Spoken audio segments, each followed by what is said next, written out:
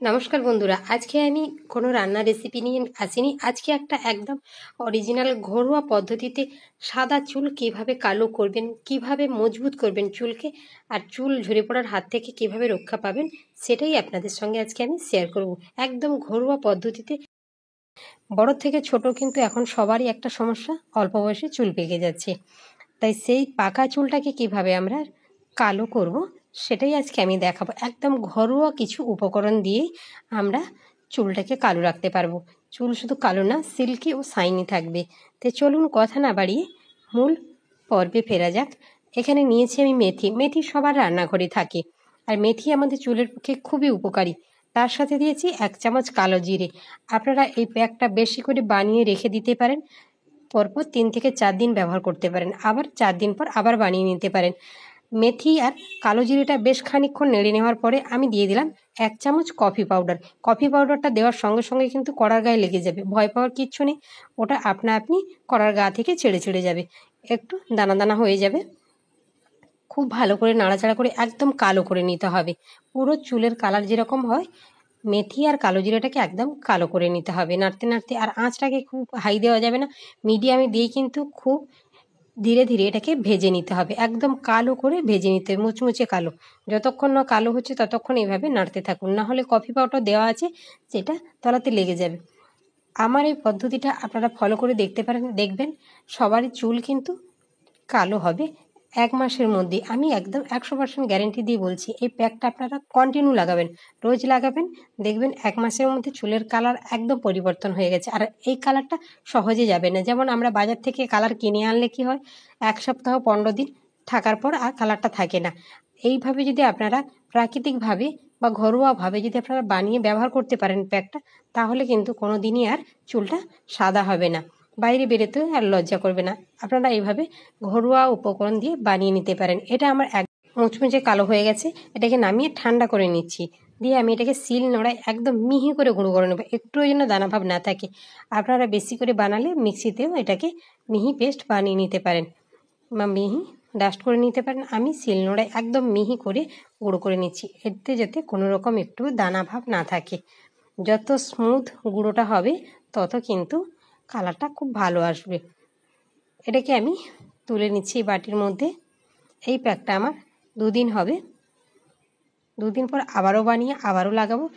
এটা বানিয়ে আপনারা বেশি করে বানিয়ে ফ্রিজেও রেখে দিতে পারেন একসঙ্গে, 1 সপ্তাহ পর্যন্ত ভালো থাকবে ফ্রিজে রাখলে। আর এমনি নর্মালি রাখলে 2 দিন পর্যন্ত থাকবে, তারপরে কিন্তু এটা নষ্ট হয়ে যাবে। এবার আমি সিলটাকে ধুয়ে জলটাকে নিয়ে নিচ্ছি, যেহেতু আমি জলে এটাকে বানাবো, এই জলটা দিয়ে প্যাকটা আমি বানাবো। সেই জন্য সিল ধোয়া জলটাকেও খুব ভালো করে নিয়ে নিচ্ছি ধুয়ে। দেখুন কালারটা কত সুন্দর এসেছে। এবার একটা কড়াইয়ের মধ্যে দিয়ে দিচ্ছি 4 টেবিল চামচ জল। তার সাথে দেব যে সিল ধোয়া জলটা রেখেছিলাম সেটাও দিয়ে দিলাম। তারপরে দিয়ে দিচ্ছি যে ডাস্টটা আমি করে রেখেছিলাম সেটাকে দিয়ে দেবো। আর একটুখানি জল দিচ্ছি আমি, দিয়ে ভালো করে এটাকে আমি ফুটিয়ে নেব। এটা দিয়ে কিন্তু খুব বেশি সময় ফোটানোর দরকার নেই, 3 থেকে 4 মিনিট ফুটিয়ে নামিয়ে নিলেই কিন্তু হয়ে যাবে প্যাকটা রেডি। যেহেতু ভাজা রয়েছে খুব কড়াকড়ি, আর কফি তো আমাদের চুলের ক্ষেত্রে খুবই উপকারী।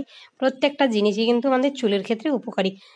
যাদের চুল পাকেনি তারাও কিন্তু এই প্যাকটা ব্যবহার করতে পারেন, তাদের ভবিষ্যতে চুল পাকবে না, আর চুলটা সিল্কি ও শাইনি হবে, চুলটা মজবুতও হবে, চুল খুব সহজে পড়ে যাবে না। এই প্যাকটা আপনারা ব্যবহার করতে পারেন। 3 থেকে 4 মিনিট এটাকে ভালো করে ফুটিয়ে নামিয়ে নিতে হবে। কড়ার গায়ে কালো কালো হয়ে যাচ্ছে, দেখুন প্যাকটা আমার রেডি হয়ে গেছে। এটাকে নামিয়ে ঠান্ডা করে নেব, আর বেশি সময় ফোটানোর দরকার নেই। নামিয়ে নিয়েছি, দেখুন এইরকম ঘনত্বটা হয়েছে। আপনারা চাইলে এখানে জলের পরিবর্তে নারকেল তেল কিংবা সর্ষের তেল দিয়েও কিন্তু এই প্যাকটাকে রেডি করতে পারেন। সেক্ষেত্রেও একই জিনিস, খুব বেশি সময় ফোটানোর দরকার হবে না, 3 থেকে 4 মিনিট তেলের মধ্যে দিয়ে ফুটিয়ে নামিয়ে নেবেন। প্যাকটা আমার রেডি হয়ে গেছে। আমার মাথার চুলগুলো দেখুন কতটা সাদা হয়ে গেছে। আর আমি এই প্যাকটা কন্টিনিউ 1 মাস লাগিয়েছি। 1 মাস পর আপনাদের দেখাবো কেমন হয়েছে চুলের কালারটা। আমি খুব ভালো করে এটাকে হাত দিয়ে রগড়ে রগড়ে চুলের গোড়া পর্যন্ত লাগিয়ে নিচ্ছি। চুলটা কতটাই সাদা হয়ে গেছে দেখতেই পাচ্ছেন আপনারা। আমি কিন্তু এভাবেই ঘরে প্যাকটা রেডি করে লাগাই। দেখুন আমি হাতে নিয়ে নিয়েছি, হাতে করে নিয়ে ভালো করে চুলের গোড়ায় ম্যাসেজ করে করে লাগিয়ে নিতে হবে, যাতে কোথাও ফাঁক না থেকে থাকে। এভাবে লাগিয়ে এটাকে 4 ঘন্টার জন্য রেখে দিতে হবে মাথার মধ্যে। 4 ঘন্টা পর স্নান করবেন। যখন স্নান করবেন তখন কিন্তু শ্যাম্পু বা সাবান কোনো কিছু লাগাবেন না। আমার হাতের কালারটা কিন্তু অটোমেটিক একটুখানি চেঞ্জ হয়েছে। আর একদিনে তো প্রাকৃতিকভাবে কোনো কিছু হয় না, কিছুটা সময় দিতে হবে। সময় ধরে এটাকে করলে খুব সুন্দর একটা রেজাল্ট আপনারা পাবেন। এটা 1 মাস লাগিয়ে দেখুন, সত্যি বলছি 1 মাস পর চুলের কালার অটোমেটিকভাবেই পরিবর্তন হয়ে যাবে। আমি 1 মাস পর আপনাদের দেখাবো কতটা পরিবর্তন হয়েছে চুলে। একইভাবে আমি কিন্তু রোজ লাগিয়ে স্নান করার আগে 4 ঘন্টা রেখে দেবো, তারপর আমি স্নান করব। দেখুন দেখাচ্ছি, আমি এইভাবে লাগিয়ে নিয়েছি পুরো মাথাটা। এটাকে আমি 4 ঘন্টার জন্য এই অবস্থাতেই ছেড়ে দেবো। 4 ঘন্টা পর স্নান করব। স্নান করার পর দেখাচ্ছি আপনাদের কেমন হয়েছে। দেখুন চুলটা কত সিল্কি ও শাইনি হয়েছে।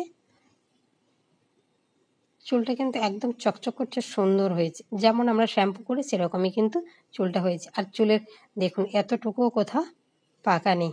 1 মাস পর চুলটা আমার কতটা কালো হয়ে গেছে দেখুন। দেখেই আপনারা বুঝতে পারছেন চুলটা সত্যিই কতটা কালো হয়েছে। এটাকে কিন্তু 1 মাস কন্টিনিউ লাগাতে হবে। একদিন লাগিয়ে রেজাল্ট পাইনি বললে কিন্তু হবে না। কন্টিনিউ 1 মাস করতে হবে। লাগিয়ে দেখুন। দেখা হচ্ছে পরের ভিডিওতে। ততক্ষণ ভালো থাকুন, সুস্থ থাকুন।